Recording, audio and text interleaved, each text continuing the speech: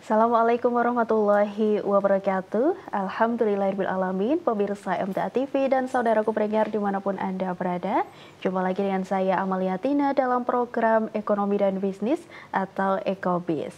Pemirsa dan pendengar, bagaimana kabar Anda pagi hari ini?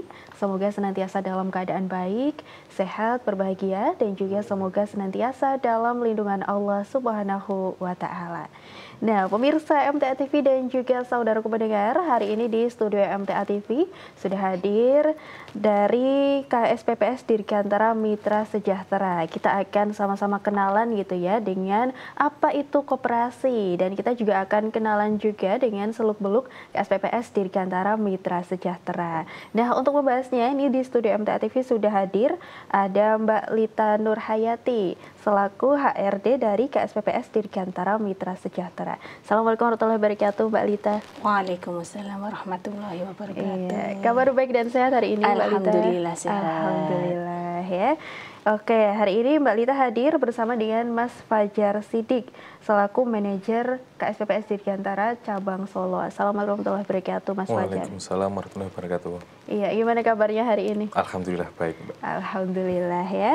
Ini hari ini kita akan bahas terkait koperasi gitu ya, Mbak Lita dan juga Mas Fajar ya. Mungkin pemirsa dan pendengar ada yang belum kenal gitu ya dengan koperasi, khususnya koperasi syariah atau juga KSPPS Dirgantara Mitra Sejahtera gitu. Tentunya kita juga mengundang Anda, pemirsa dan pendengar, untuk bergabung. Anda bisa bergabung di line telepon di nomor 0271 6793000 atau Anda juga bisa bertanya di WA dan SMS di nomor 0811 255 3000. Ya, kita mau kenalan dulu dengan koperasi ini. Apa sih itu koperasi? Mungkin juga landasan hukumnya ataupun mungkin pengertiannya gitu. Silahkan Mbak Lita.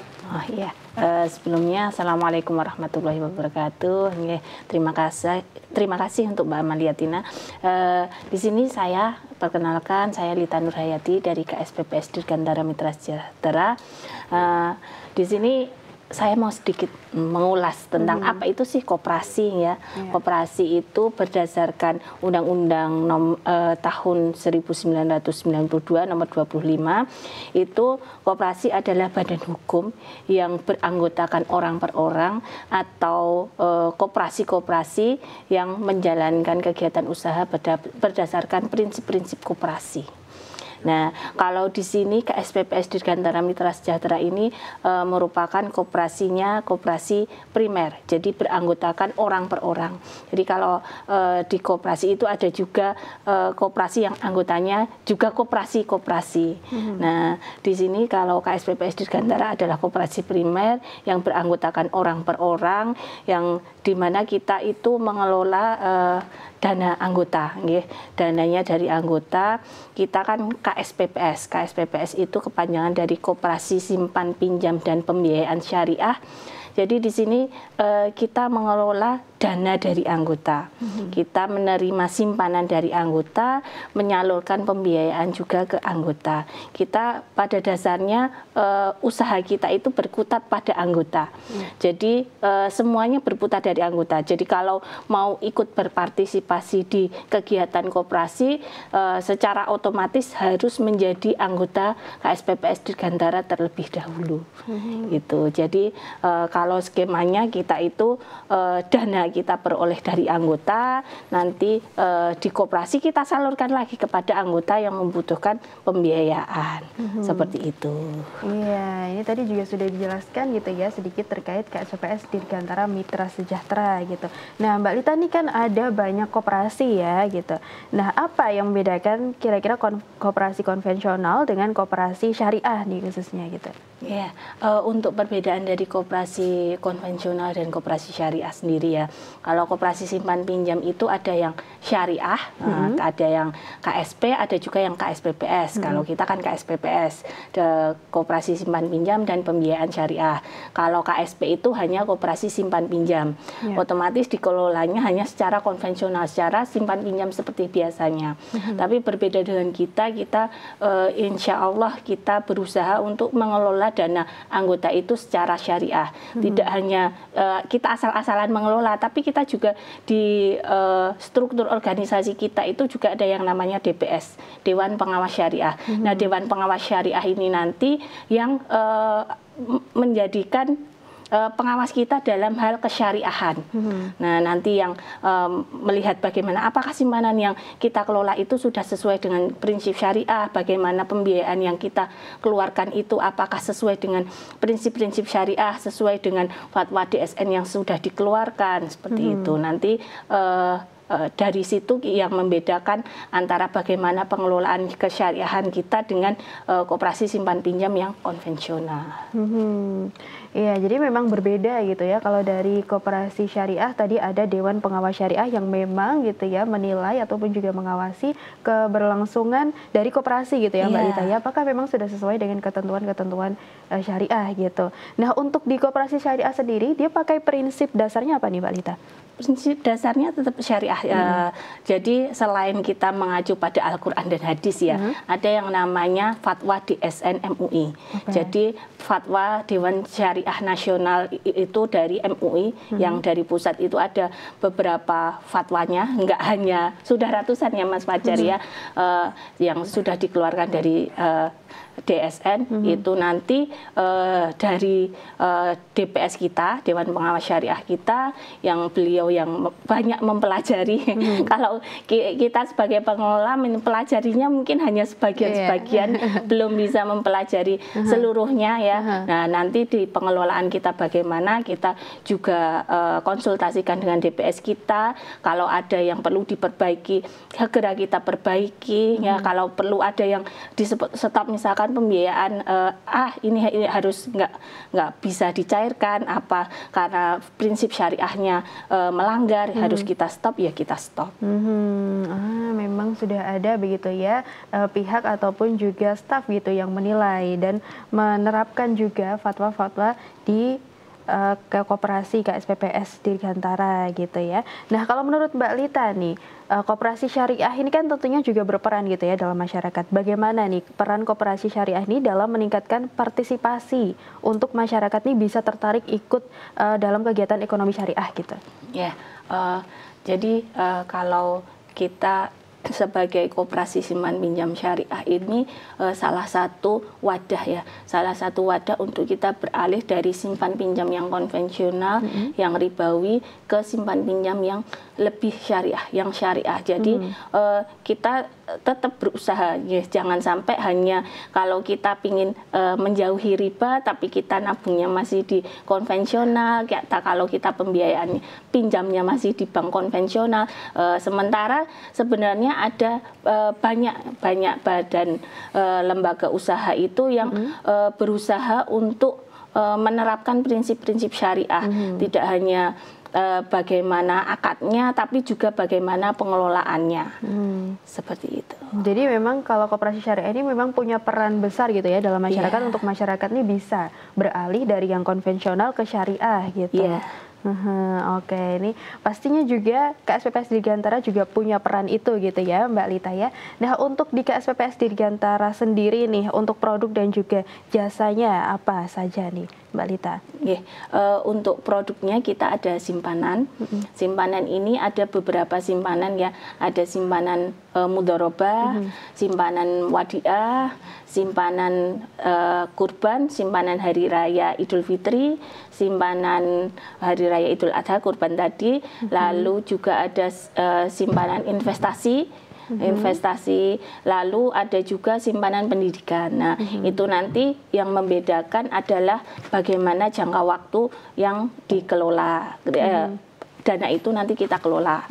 Nah, beda kalau simpanan wadiah itu hanya titipan, jadi dana yang diberikan anggota itu dititipkan ke kita, nanti tidak ada bagi hasil, tidak ada admin, juga tidak ada potongan apapun ya. Jadi pure, hanya kalau ngasih 100.000 ya nanti kalau mau diambil ya hanya 100.000 yang bisa diambil juga.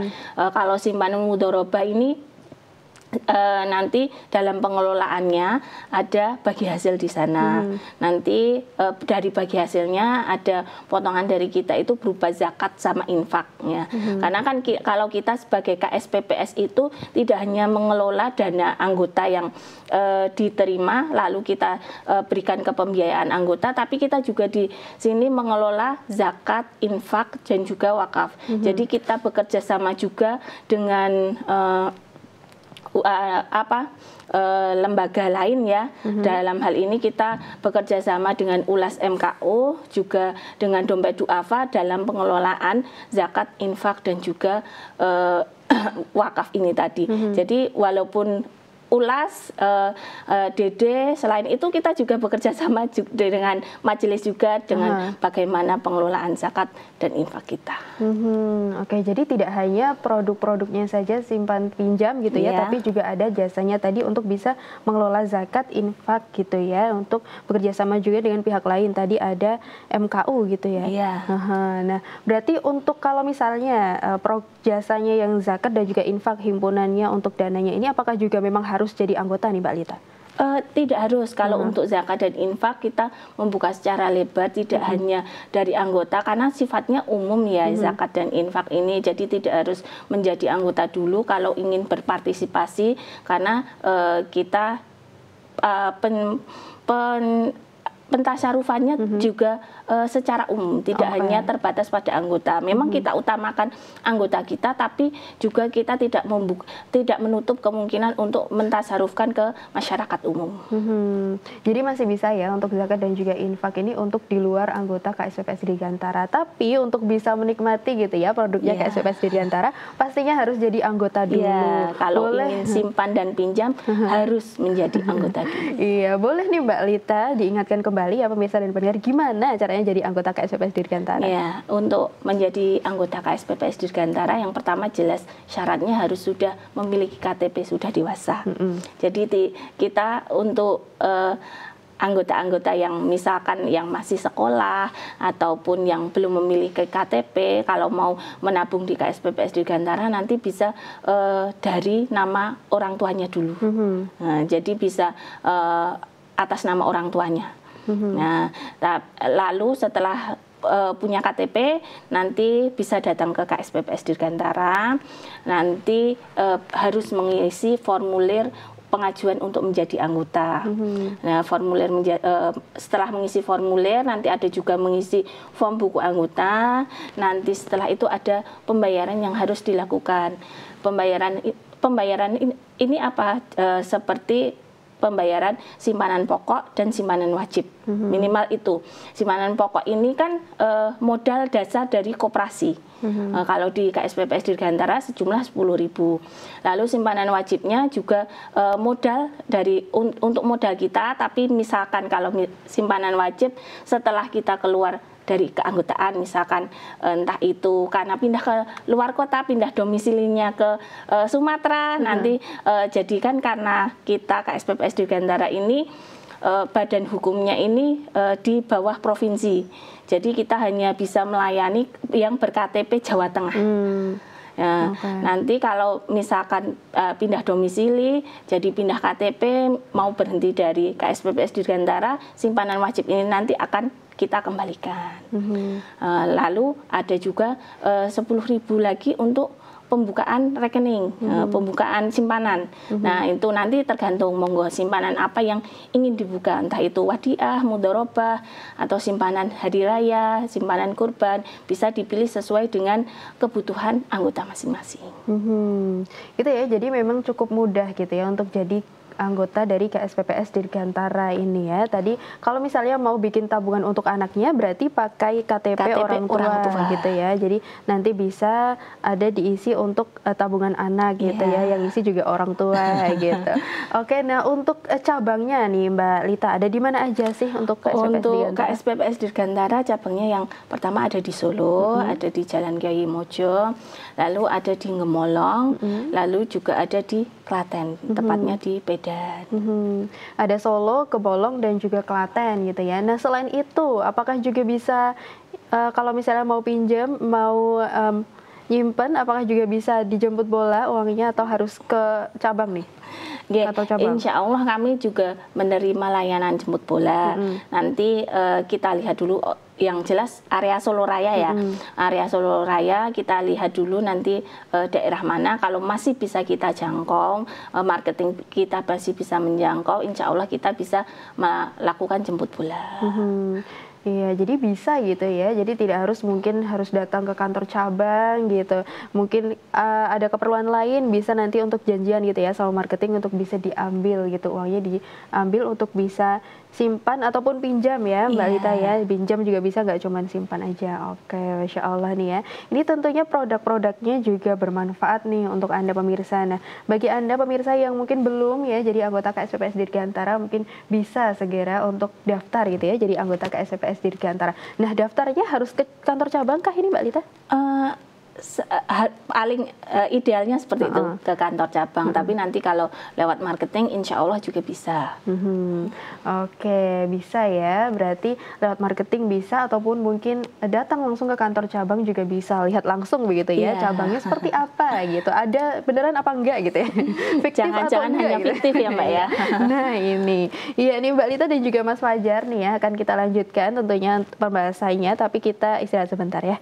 Baik, pemirsa MTA TV dan saudaraku pendengar, tentunya kami mengundang Anda untuk bergabung. Anda bisa bergabung di line telepon di nomor 0271 679 3000 atau Anda juga bisa bertanya di WA dan SMS di nomor 0811 255 3000. Kami akan kembali setelah informasi-informasi berikut ini.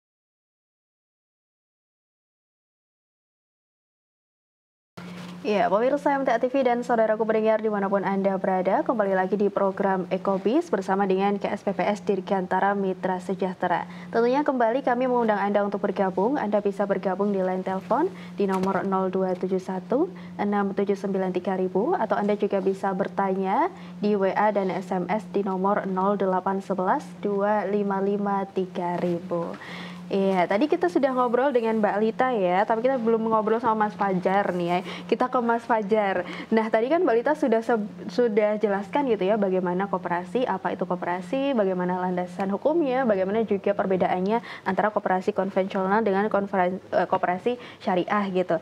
Nah, untuk skemanya koperasi ini seperti apa, Mas Fajar? Oke. Ya, terima kasih Mbak. Sebelumnya sedikit meralat. Iya. Sekarang Mbak Lita itu bukan sebagai RD, tapi gitu. sebagai pengawas. Oke, Jadi baik. terkait apa? Sekarang kalau pengawas itu kan tidak di lingkup dalam, jadi memang harus mengawasi dari luar. Oke, mungkin itu nanti biar pemirsa juga tahu. Jadi Mbak Lita ini sebagai pengawas gitu ya, dan juga saya meralat berarti ya. Oke, lanjut Mas Fajar. Kemudian terkait skema gitu, sesuai yang disampaikan dari Mbak Lita tadi. Dasar kita kan KSPPS, Koperasi Simpan Pinjam dan Pembiayaan Syariah. Jadi memang secara basicnya itu hampir semua KSPPS itu sama. Jadi sebagai lembaga intermediasi atau sebagai lembaga penyalur dana lah, paling gampang itu. Dari anggota yang surplus dana atau kelebihan dana, terus kemudian kita kelola untuk kita salurkan kepada anggota yang kekurangan dana. Jadi memang secara konsep harus anggota dulu. Jadi anggota yang kelebihan dana nanti mereka menyimpan simpannya di kita, kemudian kita salurkan sebagai dalam bentuk pinjaman maupun pembiayaan. Nah, kemudian apa keuntungannya, terutama untuk yang punya dana?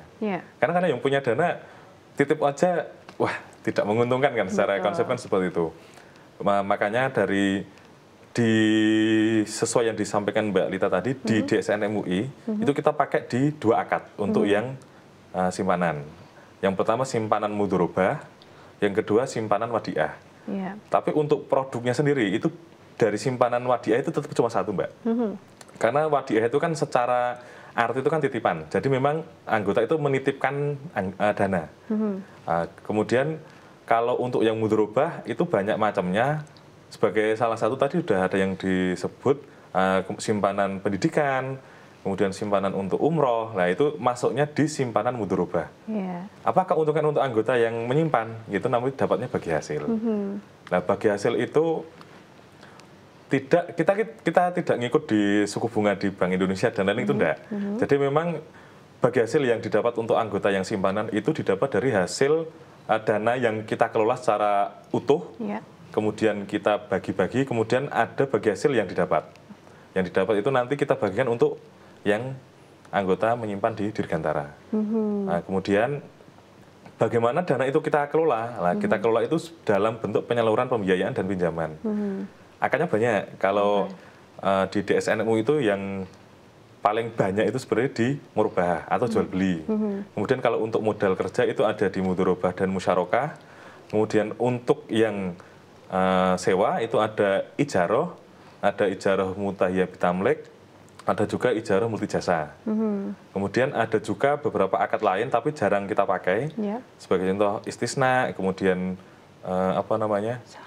salam, itu bagian dari jual beli juga sih Mbak. Tapi cuma skemanya berbeda. Tapi kalau yang dipakai di Dirgantara itu yang di murabahah, jual beli. Gitu. Oke, jadi memang tadi ya kalau Mbak Lita nih kalau siaran-siaran sebelumnya sudah sempat sebutkan koperasi itu dari anggota untuk anggota oleh anggota dan juga untuk anggota. Jadi memang koperasi ini menghimpun dana tadi kata Mas Fajar yang kelebihan dana lalu dikelola dan diberikan kepada yang mungkin butuh dana gitu ya Mas Fajar ya. Nah selain dana, apakah juga bisa menyediakan bentuk barang nih misalnya mau usaha gitu ya, apakah bisa bentuk barang ataupun mau misalnya mau ada punya alat transportasi misalnya motor gitu, apakah bisa gitu Mas Fajar? Sebenarnya kalau produk itu kita ada banyak Mbak, ada ya produk jual beli, ada produk usaha. Sebagai contoh kalau kita mau beli motor, ada anggota mau beli motor gitu motor itu bisa banyak pakai akadnya itu bisa macam-macam. Kalau mau murni jual beli juga bisa, kita pakai akad murabahah. Jadi kalau akad murabahah itu kan sebenarnya agak berbeda dengan jual beli biasa. Karena kalau jual beli biasa, kalau kita ke warung itu kan harga sabun berapa? 5.000, 3.000. Nah itu kita tidak perlu menjelaskan berapa keuntungan yang didapat.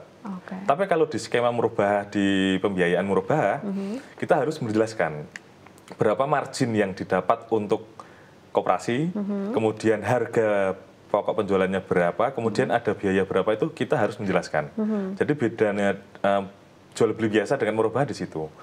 Kemudian kalau ternyata kendaraannya itu untuk usaha, nah itu juga bisa pakai mudharabah. Jadi kita memberikan modal dalam bentuk kendaraan, itu juga bisa. Atau musyarakah juga bisa. Kalau musyarakah itu anggota sudah punya sebagian dana untuk beli motor, nanti kita tinggal nambahin, itu kan percampuran harta, jadi kayak musyarakah. Jadi itu juga bisa. Jadi tergantung anggotanya. Ada juga yang inginnya, Mas, ini pokoknya pasrah jenengan, lah kita jadi bingung kan, karena banyak akad pilihannya. Dan itu nggak cuma di motor juga, bisa jadi di pengalaman kita itu di sini kan dekat pasar besi ya. Jadi ada anggota itu usaha besi, lah pakainya akad apa? Mau nggak pilih saja Bapak, kita pakai mudharabah bisa, musyarakah bisa, murabahah pun bisa. Jadi kita membelikan besinya, itu juga bisa. Jadi tidak harus modal kerja, itu nggak harus langsung kita berikan modal, itu enggak. Kita gitu belikan barang juga nggak masalah. HP pun sama, HP itu ada untuk, ada sebagai contoh saya untuk usaha, untuk ini untuk kerja. Lah itu kan bisa jadi nggak harus pakai murabahah, nggak harus pakai jual beli. Karena memang akad itu kan disesuaikan dengan peruntukan. Jadi nggak melulu kita ini harus jual beli, ini harus modal usaha, enggak. Jadi memang selama tidak menyalahi aturan gitu.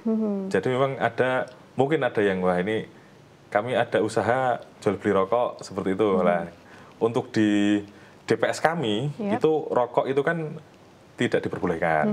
Kemudian kalau untuk yang di Al-Quran sudah ada, ya sudah pasti kayak yang haram judi dan lain-lain itu kan memang nggak boleh. Tapi kalau yang masih abu-abu itu biasanya kita tanyakan ke DPS. Jadi memang Dewan Pengawas Syariah itu salah satunya menjaga kami.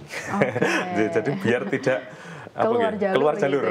Gitu ya, karena sebagai lembaga keuangan itu kan tipis gitu antara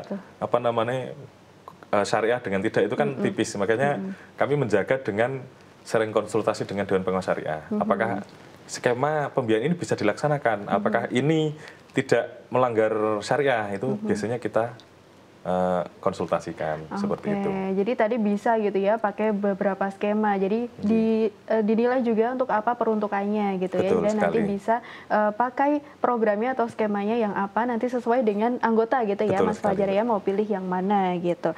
Nah, ini kita ke koperasi lagi balik nih Mas Fajar. Ini kan banyak ya koperasi syariah gitu. Tadi kan konvensional banyak, syariah pun sekarang banyak gitu. Betul. Bagaimana nih KSPPS Dirgantara ini selalu gitu ya menjaga tingkat kepercayaan ataupun juga meningkatkan bahkan tingkat kepercayaan masyarakat nih terhadap KSPPS Dirgantara. Gitu. Memang koperasi sedang banyak penilaian ini terutama di berita-berita Jadi tapi insya Allah kami akan selalu menjaga. Jadi menjaga itu kalau standarnya itu dari pelayanan dan lain-lain ya Pak ya. Jadi kita berikan pelayanan terbaik. Selain itu kita juga ada peningkatan terkait SDM-nya. Jadi SDM dari KSPPS Dirgantara itu diikutkan pelatihan. Sebagai contoh di minggu kemarin di hari apa Mbak Lita? Senin Selasa. Jadi baru minggu kemarin kita ada pelatihan terutama di manajer dan juga top level lah. Intinya manajer kemudian tim pusat di Jogja. Kita mengundang salah satu BMT yang sudah besar juga dari Wonosobo untuk memberikan gemblengan gitu, bagaimana menghadapi lesunya ekonomi terkait apa namanya, nggak cuma dari segi ekonomi, dari segi dakwah juga, dari segi semuanya lah, ya intinya terkait SDM. Selain itu kami juga dari segi keuangan, kami memang ada rasio-rasio yang memang kita jaga. Sebagai contoh kalau di koperasi itu cash flow-nya itu minimal di 10% itu kita juga memperhitungkan. Jadi kalau ternyata cash flow itu maksudnya dana cash yang siap untuk digunakan.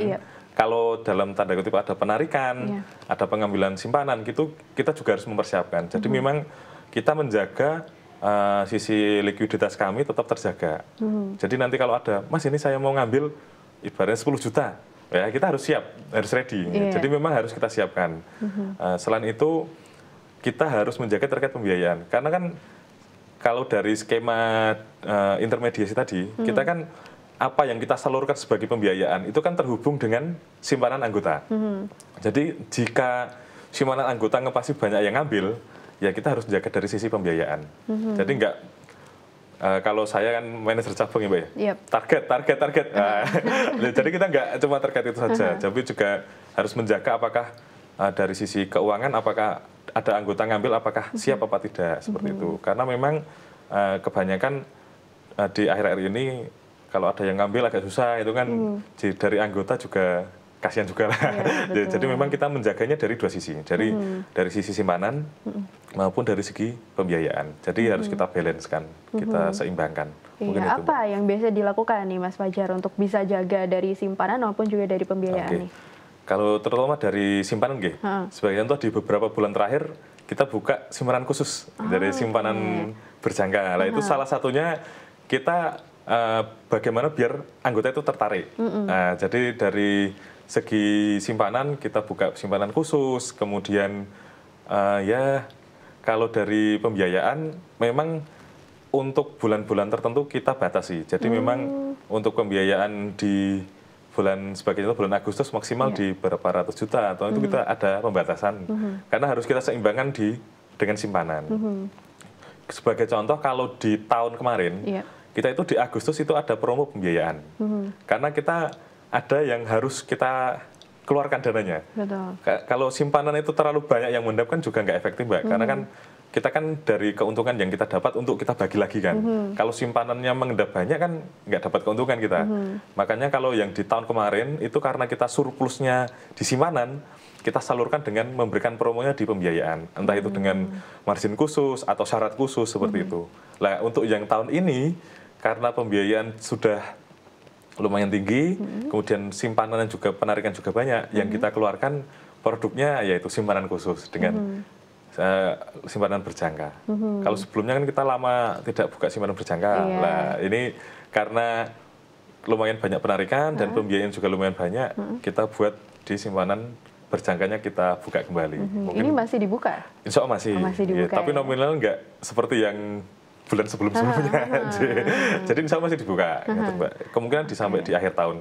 Oke. Jadi simpanan berjangka masih dibuka gitu ya. Ini untuk pemirsa yang tertarik gitu dengan produk simpanan berjangka bisa langsung ke KSPPS Dirgantara gitu. Nah tadi jadi KSPPS Dirgantara ini memang menjaga gitu ya Mas Betul. Fajar ya, bagaimana perputaran uangnya, bagaimana cash flow-nya yang ada di sana juga gitu untuk bisa terus melayani anggota gitu. Mau ambil atau mau simpan, mau pinjam juga selalu ada gitu. Betul, ya Mbak. Mas Fajar ya.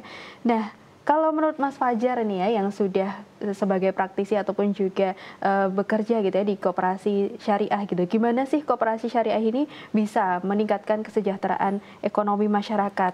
Terutama juga pembangunan ekonomi yang mungkin sekarang tuh masyarakat merasa kok ekonomi akhir-akhir ini kayak lesu, kayak susah gitu. Nah, gimana koperasi ini bisa meningkatkan kesejahteraan masyarakat kalau menurut Mas Fajar? Sebenarnya konsepnya ini kan perputaran uang sebenarnya, Mbak. Karena lesunya itu di perputaran uang. Kalau kita dengar di beberapa berita itu Menteri Keuangan kan sudah menyampaikan ini sebenarnya perputaran uang di bawah itu lesu. Nah, kita itu sebenarnya sudah melaksanakan itu dari lama. Jadi dari anggota yang punya dana banyak, kita kelola untuk disalurkan terkait pembiayaan. Karena pembiayaan itu kan poinnya kan ada kekurangan dana, entah itu untuk usaha ataupun untuk beli barang konsumtif maupun produktif. Nah, sebenarnya kita sudah melaksanakan itu, tetapi mungkin karena lingkup kami yang masih di Jawa Tengah dan juga terkhususnya masih di Solo Raya, mungkin tidak terasa.